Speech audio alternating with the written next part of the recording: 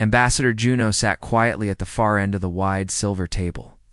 The ceiling above shimmered with stars projected from the dome, showing galaxies in motion. Around her, voices in dozens of languages floated across the room, some in song, some in clicks, others in glowing hand signs. This was the Galactic Peace Assembly, where peace had been promised for centuries. But today, it didn't feel peaceful. Juno stared at the empty chair beside her. It had once belonged to her closest friend, Counselor Velith from the planet Areno. For over 10 years, they had worked side by side, writing treaties, solving disputes, even laughing during long space nights. Velith had moved on, now promoted, to a new role in a distant sector, closer to her people. They had said goodbye with warm words and promises to stay connected. But the messages stopped coming. The calls became rare. Juno began to feel like a stranger to the one person who had always made this complicated place feel like home. Now, Juno sat alone, representing Earth in a room filled with life, but feeling. Completely alone, she tried to stay focused. Her people were counting on her to speak clearly, to be strong, to stand for the values Earth believed in: honesty, fairness, and peaceful cooperation. But it was hard to think when your heart kept asking, did I do something wrong? Why did she stop talking to me? Outside the chamber, Juno stood on the balcony and looked up at the stars. She could almost feel the distance between her and Velith, not just the light years, but the silence. She wanted to send another message, or she didn't know what to say anymore. The last time she tried, the message returned unread. She sighed and looked down at Earth's embassy badge on her uniform, small blue and green marble beneath the word unity. It made her smile a little. Earth had once been broken. Wars, pollution, hunger. But her people had changed. They had come together. They had made peace at home before asking for it from the stars. That was something to hold on to.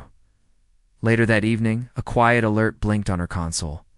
A personal message had arrived from Velith. Juno's breath caught in her throat. She opened it slowly. The message was short. I saw your speech. You looked strong. I've missed our talks. I don't know how to return, but I wanted to say I still care. I hope you're okay, Velith. Juno sat still for a long time. The stars outside blinked like small signals of hope. She smiled not because everything was fixed, but because something had been reached. A wall had cracked. Light had returned. Juno replied, I've missed you too. Things feel strange without you here. But I never stopped hoping. Maybe we can begin again. Slowly, I'll be here. She hit send.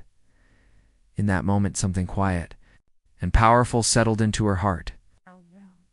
It wasn't just about Velith. It was about everything Earth had always stood for in this great, complicated galaxy. They didn't scream to be heard. They didn't push to be respected. They showed up. Listened. They hoped heaven when hope was quiet. Back in the assembly chamber, the speaker asked Earth to comment on a new proposal. Juno stood tall. She looked around at the faces of hundreds of species. She didn't feel alone anymore. I have only one comment, she said gently. Peace is not made by documents. It is made by effort. Sometimes that effort is reaching out one more time even when it's hard. Somewhere, light years away, Velith sat in her own chamber, reading Juno's reply with tears in her eyes. And across the galaxy, the quiet hope of one human reminded the stars why Earth mattered. Even when their voice trembled, they still chose to speak. Ambassador Juno walked slowly down the long hallway of the Galactic Peace Station. The soft glow of the walls lit up her steps, but inside her, the feeling was dim. It had been 3 days since she replied to Velith's message. No answer. She kept checking her console, hoping to see a blinking light or reply, a word, anything, but it stayed dark. Juno told herself not to worry. Velith was busy. Her work was important. But still, the silence hurt. Juno wasn't the kind of person who gave up easily. Earth had taught her that. Her people had faced disasters, wars, loss, and still stood back up every time. That was what it meant to be human, to keep trying, to believe something better was always possible. But even the strongest people had quiet moments of sadness. In the great meeting chamber, delegates were already gathering. Juno stood near the edge, listening. She noticed how the other ambassadors glanced at her. Some whispered. Others kept their eyes down. They had seen the way Earth's delegation had grown quiet lately. They didn't speak as much. Led discussions with the same energy. People were starting to notice. Why is Earth withdrawing? A Lorani diplomat murmured. Have they found someone else to support? Said another. Juno heard them. She didn't answer. Not out of pride, but because she didn't know what to say. How could she explain that Earth wasn't angry? Just tired? That sometimes it felt like they were speaking into a room that didn't truly listen. How could she say that even humans, with all their hope, could feel alone? Back at her quarters, Juno sat near the window and looked at the stars. Somewhere out there, Velith was living a new life. Maybe she had found new friends, new ideas. Maybe she had changed. Juno hadn't. She still remembered the little things, like how Velith used to hum while reading long treaties, or how she loved Earth's simple music, or how she called Juno the warm voice in the cold room. Anna smiled faintly, then caught herself. The smile faded. I wish I knew how to talk to you again, she whispered the next day. During the general session, Juno did something unusual. She asked to speak. Everyone turned. Some looked surprised. Earth had stayed quiet for weeks. Juno stepped forward slowly. Her voice was calm but full of quiet strength. I want to tell you a story, she began. Not about war or politics, just about two friends. The room fell silent. She continued, they came from different worlds, different skies, different histories, but they met. They worked together, and in time, they trusted each other. Day one of them moved away, not out of anger. It's just because life changes. But after that, the silence grew. Some of the delegates leaned forward. One of them kept trying to speak, Juno said, sending messages, waiting, hoping not. Because they were weak, but because they cared. That's what my people do. We keep reaching out. Even when there's no answer. She paused, letting her words settle. I'm telling you this because sometimes silence is louder than any weapon. And sometimes the bravest thing anyone can do is to keep hoping, even when it hurts. A soft murmur filled the chamber. It wasn't shock or confusion, it was understanding. Juno nodded once and stepped back. After the session, several ambassadors approached her. Some offered quiet thanks. Others asked if she wanted to join their cultural gatherings. A few shared personal stories about friendships that had faded over distance. It wasn't everything, but it was something. Later that evening, Juno returned to her quarters. She placed her datapad on the table. It blinked. Her heart jumped. A message from Velith. I heard your speech. I was in the observatory when it echoed across the assemblies. Stream, you haven't changed. You're still the warm voice. I don't know what I'm afraid of, Juno, but I think I want to talk again. If you're still open. Juno's eyes filled with tears. She replied with just one sentence, always. As she looked out at the stars again, something inside her shifted. The distance hadn't gone, but now it had a path, a bridge of hope. And that was all she needed to keep going, because humanity never lost faith in the power of connection, even when words failed. They believed hearts could still hear. The lights inside the Galactic Peace Station were always soft, like a gentle morning. But today, to Ambassador Juno, everything felt heavy. She had read Velith's message more than 10 times since last night. I don't know what I'm afraid of, Juno. But I think I want to talk again, if you're still open. Juno had replied instantly. Just one word, always, but now. It's nothing. No response. No signal. No follow-up. Juno paced slowly around her quarters. Her shoes tapped gently on the metal floor. Her mind kept circling one thought. Was that reply too quick? Too hopeful? Too much? She felt a twist in her chest. Kinda ache that. Wasn't sharp but deep. She missed Velith more than she could say, and still, she didn't know how to fix it. There was no rule book for this no treaty. No policy. No perfect sentence that could make it right. Juno, who had helped broker peace between 3 warring star systems, now struggled to find the words for a single friend. But then she remembered something from Earth, something very human.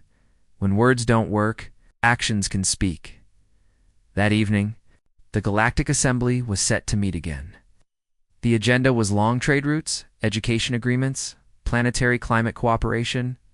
Earth was not expected to speak today. Juno sat quietly in her seat, the Earth banner resting at her side. But this time, she brought something else with her. A small cube. It looked simple, just smooth silver edges and a clear blue top. But inside, it held something more powerful than any statement. Memories. The Speaker of the Assembly called for open comments. To everyone's surprise, Juno stood up. "I have no speech today," she said, her voice steady.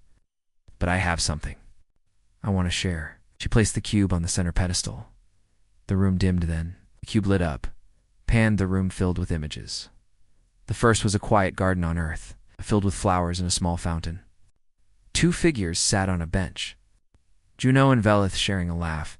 The next showed both of them working late into the night at a glowing table, their hands moving as they planned peace proposals together. Another memory showed Velith teaching a human child how to speak her native language while Juno watched, smiling. Then came images of the many times Earth had offered help without being asked, rebuilding after floods on alien moons, opening their medical ships during outbreaks, teaching the value of cooperation, not through rules, but by example. None of it had sound. It's only light and movement. But everyone watched in silence. It wasn't a message of power. It wasn't a threat. It was a reminder. Earth had never shouted. They had simply shown up. At the end of the projection, the screen showed one last image, the words in a soft white font. "When connection fades, we do not walk away. We remember, we wait, and we hope." The lights returned. No one said anything for a moment. Then, slowly, the speaker bowed their head. One by one, the other delegates followed. Juno didn't bow. She simply stood still, quiet, calm, human. Then she turned and left the chamber. That night, back in her quarters, Juno felt tired, but peaceful. She didn't know if Velith had seen the message. Maybe she did. Maybe she didn't. But that wasn't the point. Juno had reached out. Not with demands. Not with guilt. Just with truth. Datapad sat untouched for hours. No messages came. Then, just as she was preparing for sleep, it blinked. A new message. "I saw it. All of it. You didn't have to show that, but you did. And I remembered everything. I remembered who we were. And I remembered why I admired your people so much. I still feel unsure. But I want to try again, slowly, carefully. I want to find my way back to you. Can we begin with a quiet conversation? No pressure. Just voices in the stars." Juno closed her eyes, and a tear slipped down her cheek. This wasn't a perfect ending. This was something better. A beginning. She whispered, "Yes." And somewhere in the deep stars, one person's quiet action had spoken louder than 1,000 words. Because humans didn't just hope. They acted on it heaven when it was hard. Even when it hurt. Even when the outcome was uncertain. And that was their strength. The stars outside the peace station blinked gently, like faraway eyes watching in silence. Inside her quarters, Ambassador Juno sat curled in a chair, holding a warm cup of tea between her hands. The room was quiet. No meetings today, no speeches, no pressure, just thoughts. Velith hadn't sent another message since that night. Their quiet conversation had ended on a soft, hopeful note, but that was days ago. Juno checked her console each morning, hoping to see that small, blinking light. Every time she didn't, her heart sank a little. She didn't blame Velith. Change was hard. Reconnecting after growing apart was even harder. Sometimes silence wasn't about rejection. Sometimes it was about fear. But knowing that didn't stop the ache. Juno stood up and walked to the window. The Earth floated in the distance, a small blue marble surrounded by black space. It looked fragile. She knew it wasn't. Earth was strong not because of power, or weapons, but because of its people. People would learn to keep trying, even when it hurt, even when they didn't know how. That afternoon, Juno walked through the station's common gardens. They weren't real soil, but the trees were alive. Carefully managed by alien botanists, these trees had been grown from dozens of planets. There was a tree from Velith's home world here tall, purple, with thin glowing leaves that shimmered. Like wind chimes, she reached out and gently touched one of the leaves. It made a soft, musical sound. A memory hit her Velith standing beneath that tree years ago, laughing, saying, "It sings when it's near someone kind." Juno smiled. Then she whispered, "I miss you." There was no answer, of course, but it felt good to say it out loud back in the assembly hall. Conversations had started to shift. Other delegates had noticed Earth's change. They remembered how Juno's speech had quieted the room, how the memory cube she showed brought back images of Earth's heart and kindness. Some of them were beginning to wonder, had they taken Earth's efforts for granted? A young ambassador, named Vina, from the Raylith species, soft-skinned, glowing eyes. Gentle voice requested a meeting with Juno.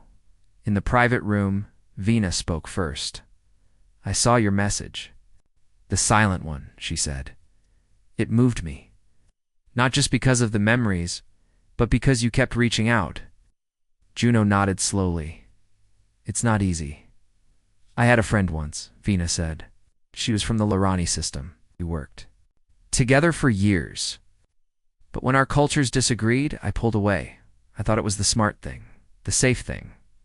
But now, I think I just ran from discomfort." Juno listened carefully. "I want to try again," Vina continued. "Her, and maybe with you too." Juno smiled. "Trying is all we can do." At night, Juno didn't check her console. She didn't need to. She had planted something in the silence, not an answer. But a seed and seeds took time. Instead, she took a walk through the observation deck. She watched small ships move in and out of the station. She saw a group of alien children giggling as they floated gently in the zero-gravity zone. She saw kindness happening quietly. Without being asked, that was enough for now. Just as she turned to leave, her communicator buzzed. She stopped. Slowly lifted it. It was a message from Velith. "I've been thinking every day."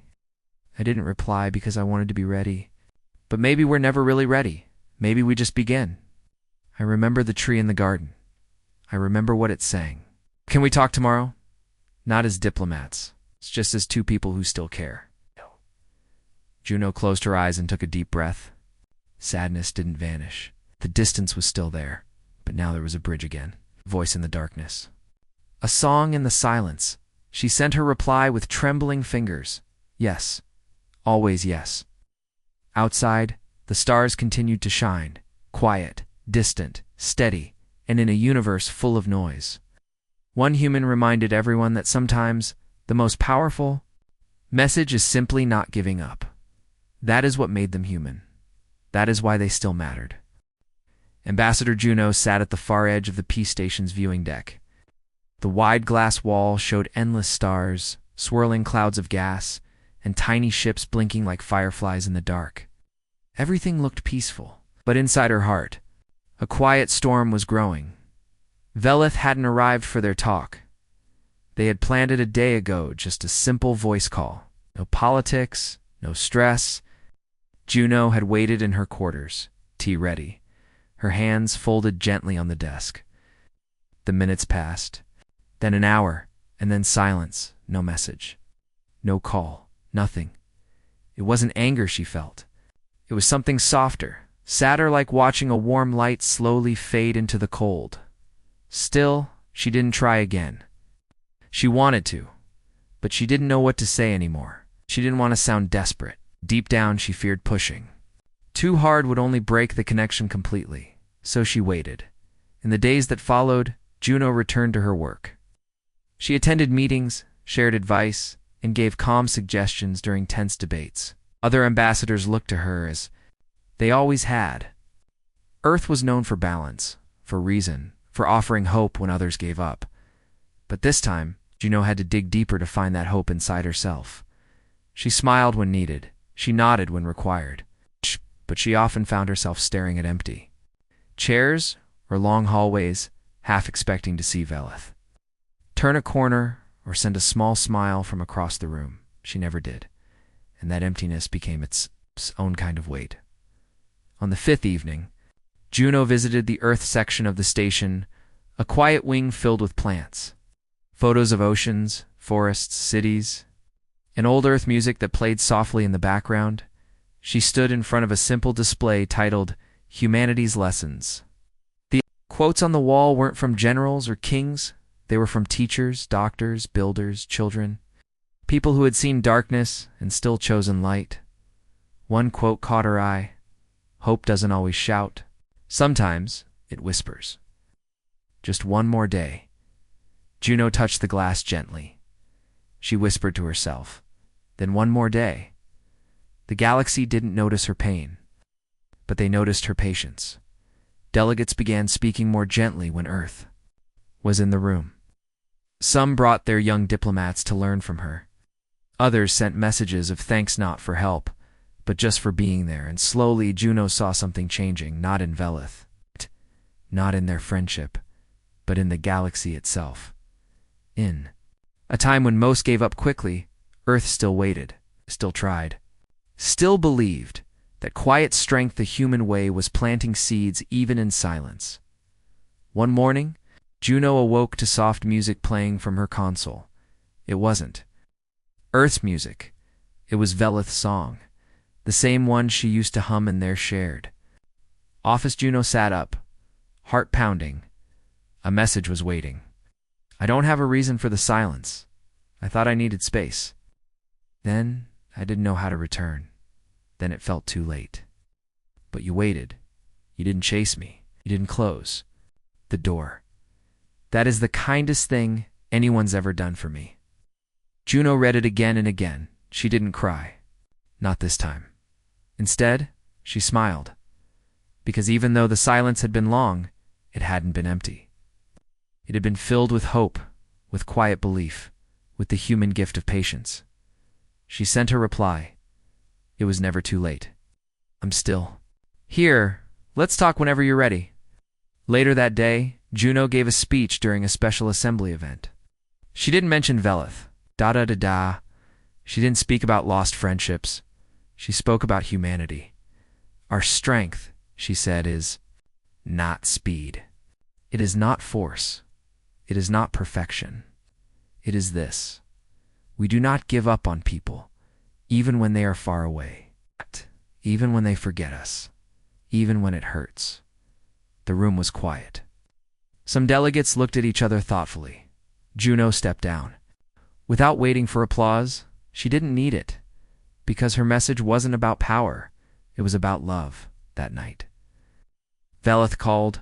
Her voice was soft, her words uncertain, but her heart was open again, and that was all Juno ever needed, because humans didn't give up at the first silence. They listened, they waited, they hoped, and in doing so, they changed the stars. The voice call lasted 17 minutes. That was all. Velith had spoken slowly, her tone unsure at first. She apologized 3 times, once for the silence, once for the delay, and once softly for making Juno feel forgotten. Juno didn't cry. She didn't interrupt. She just listened, and when Velith was done, she said one thing. I never stopped caring. I only stopped knowing how to show it. Velith was quiet. Then came her reply. Thank you for waiting. That was it. 17 minutes. But it felt like a bridge had been built across 1,000 stars. The next morning, Juno felt something new inside her, not relief, not joy, but peace. Real peace. The kind that doesn't erase the sadness, but sits gently beside it. She walked to the garden again and stood near the glowing tree with the musical leaves. It hummed softly in the breeze of the station's recycled air. This time, the music felt brighter. She placed her hand on the bark and whispered, "Thank you." Not to the tree, to herself, for not giving up. A few days later, something unexpected happened. Juno received an invitation, not from Velith, but from Velith's homeworld Orino. The message came from the new Orientan ambassador, a tall, graceful diplomat named Savi. "We would be honored," the message said. "Earth would send a guest to attend our cultural reflection gathering. We understand if trust takes time. Perhaps this can be a beginning." Juno read the message 3 times. Her heart beat a little faster each time. It wasn't just about politics. It was about respect, about a door opening again. She sent back a simple response. "Earth accepts. I will come."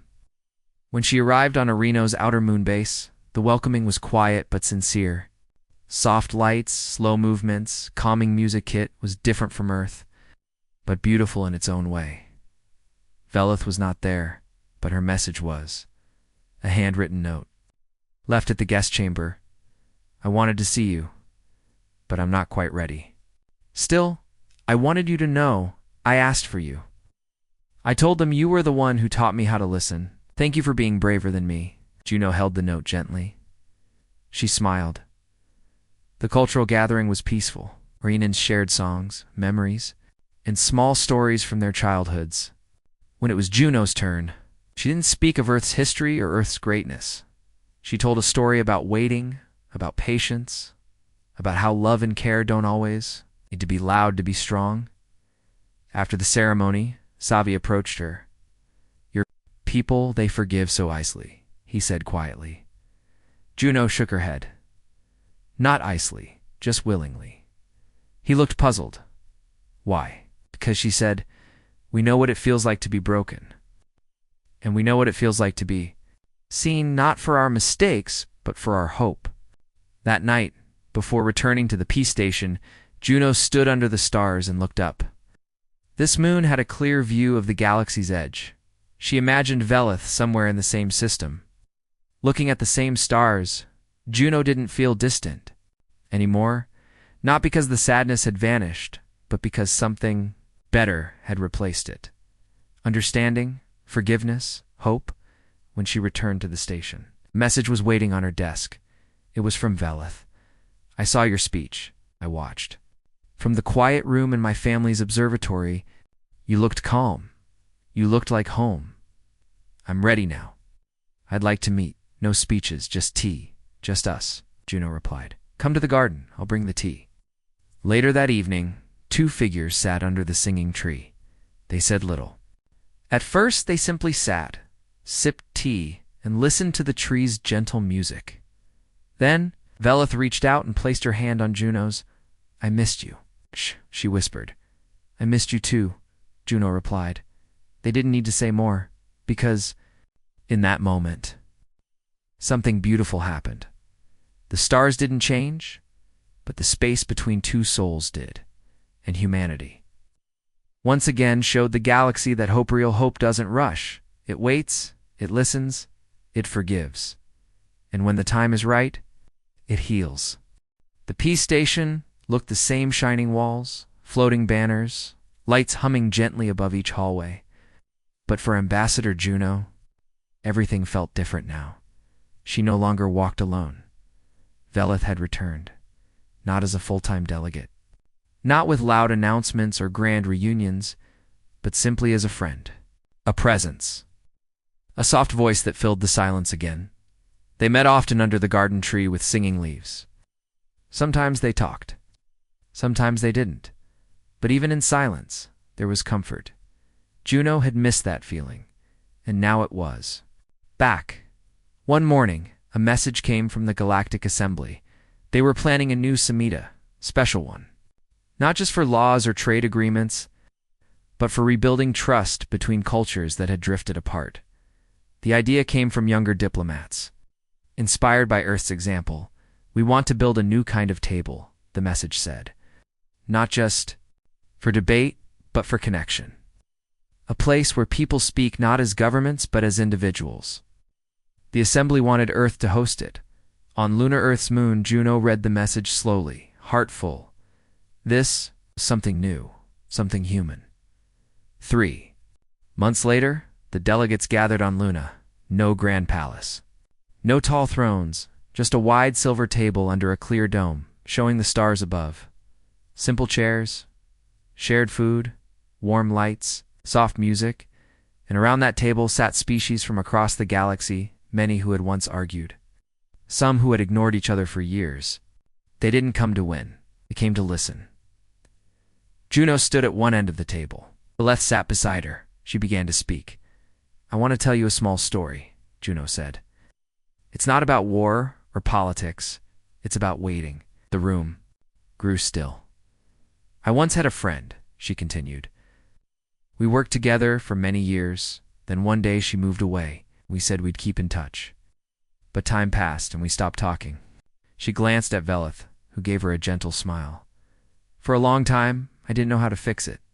I didn't want to bother her. I didn't want to be hurt again. But something inside me wouldn't let go. Remembered what Earth teaches. Just because something is silent doesn't mean it's over. Sometimes people just need time." She looked around the room. "That's why we're here, not to restart old plans, but to build something better. Not from rules, but from understanding." She smiled. "This table isn't just furniture, it's a promise." After the speech, the room was quiet. But this time, the silence felt full, not empty. Then, slowly, others spoke. A Sarnian engineer shared a memory of a lost friendship and how Earth's patience helped her reconnect. A Lorani poet read lines about missing home and how she found kindness on a human station. A young Roleth diplomat stood and said, "If Earth can wait for connection, so can we." Laughter, nods, quiet tears. It wasn't a formal summit anymore. It was healing. After the gathering, Juno and Veleth walked together through the moon garden. The Earth floated high above, blue and gentle, surrounded by stars. Veleth held Juno's hand as they walked. "I'm glad you didn't give up on me," she said softly. Juno shook her head. "It wasn't easy, but that's what humans do. We keep believing, even when it hurts." Veleth smiled. "You were my quiet star in the dark. And you were always my song," Juno whispered. They stopped walking. "I don't want to lose." "You again," Veleth said. "You won't," Juno promised. "Not this time." Later, that night, back on the peace station. The galaxy changed just a little. More ambassadors began reaching out to people they hadn't spoken to in years. Old arguments were softened. New friendships formed not through speeches, but through slow, honest effort. And at the center of it all was Earth. Not loud, not forceful, but constant, hopeful, human, because in the end, that was humanity's gift. They didn't lead with power. They didn't lead with pride. They led with heart. Even when the distance felt endless, even when the silence felt forever, they waited, they forgave, believed. In one quiet, steady step at a time, they brought the stars back together.